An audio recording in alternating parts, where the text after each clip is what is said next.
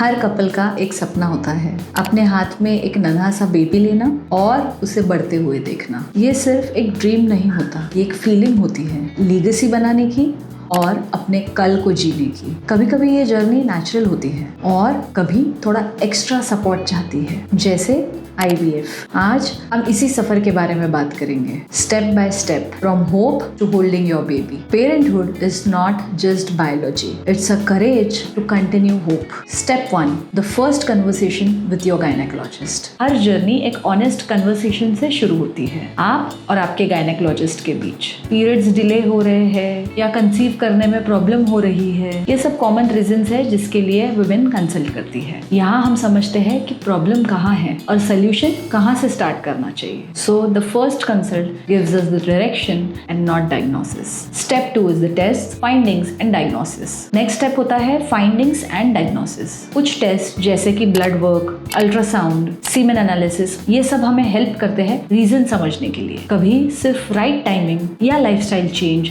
से ही pregnancy possible होती है। IVF हर केस का सोल्यूशन नहीं होता और हर केस IVF तक पहुंचता भी नहीं है। IVF is an option, it is not an obligation. Step 3, when IVF becomes the next step. IVF is equal to science plus support. अगर टेस्ट बताते हैं कि नेचुरल कंसेप्शन थोड़ा मुश्किल है, तब IVF एक लॉजिकल स्टेप होता है। इस स्टेप में फर्टिलिटी स्पेशलिस्ट और एम्ब्रियोलॉजिस्ट आपके एग्स और स्पर्म्स को मिलाकर एम्ब्रियो बनाते हैं। ये एक टीम एफर्ट होता है, साइंस, टाइम एंड पेशेंस का perfect combination. IVF works because it is coordinated and not complicated. The IVF phase, understanding the process.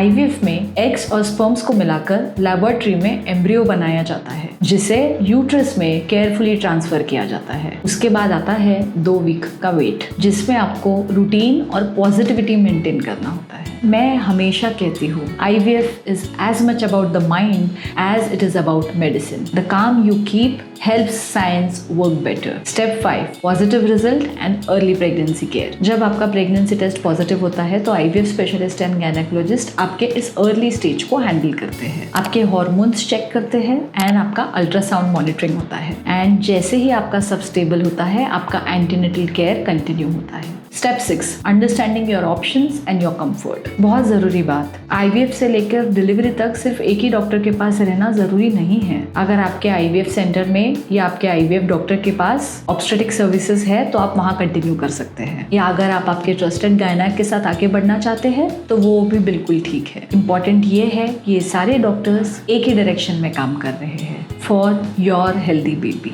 The right team is the one which makes you feel safe. Step 7, the pregnancy and delivery phase. Pregnancy में routine checkup and growth monitoring से baby और mother दोनों healthy रहते हैं। Natural delivery हो या C-सेक्शन, दोनों का गोल एक ही होता है, सेफ डिलीवरी। और हर स्टेज पे आपके डॉक्टर्स मिलके इंश्योर करते हैं कि ये सब स्मूथली चले। Balance between planning and trust makes the journey more peaceful. Step 8, after delivery, healing and future. Delivery के बाद की केयर भी उतनी ही इंपॉर्टेंट होती है। ब्रेस्ट फीडिंग, हॉर्मोन्स, स्लीप और emotional adjustment. Postpartum visits help करते हैं बॉडी को हील करने में। अगर आप फ्यूचर फैमिली प्लानिंग या फर्टिलिटी प्रिजर्वेशन सोच रहे हैं तो ये बेस्ट टाइम है आपके डॉक्टर से डिस्कस करने का। Recovery is not a break, it is a part of the journey from hope to holding. IVF से डिलीवरी का सफर स्ट्रक्चर्ड है और हर दरवाजे पे एक एक्सपर्ट होता है। हर सिटी, हर फैमिली के रिसोर्सेज अलग होते हैं और ये बिल्कुल ठीक है। आप चाहे तो सब केयर एक प्लेस पे ले सकती है या अलग अलग स्पेशलिस्ट के साथ। जरूरी ये नहीं कि जर्नी परफेक्ट लगे, जरूरी ये है कि आप गाइडेड एंड कॉन्फिडेंट फील करें। There is no one perfect path to parenthood, just the one that's right for you. अगर आप चाहते हैं कि मैं IVF success tips, early pregnancy care या पोस्टपार्टम हीलिंग पर डिटेल वीडियो बनाऊं तो कमेंट कीजिए या DM मी। मैं हूं doctor Swadha Kutpalliwar and I am here to walk with you one step at a time.